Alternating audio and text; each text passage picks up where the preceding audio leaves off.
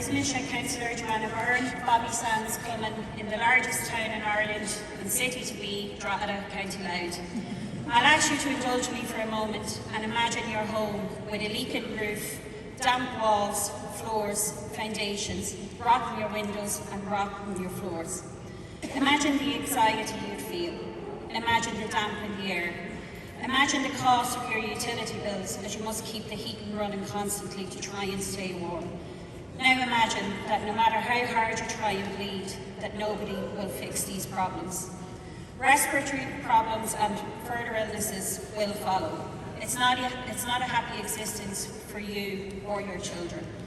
But that is the reality for almost a third of children living in poverty, almost twice the rate of children not in poverty, and almost 7 percentage points higher than the average for children in poverty in EU 27 countries. It's a shameful statistic for a country with a budget surplus. While public and private rental properties must meet a certain standard to be allowed to be let, there's nothing stopping unscrupulous letting agencies papering over the cracks or literally painting over the damp to pass initial inspections. But once the property is let, there is nothing thus far in Irish legislation strong enough to force those unscrupulous letting agents to fix the problems within a specific time frame. Approved housing bodies and local authorities are currently free to cut repairs on the long finger. And all of us public representatives here today know that the reality is local authorities are just as likely to try and not repair something as the private landlords.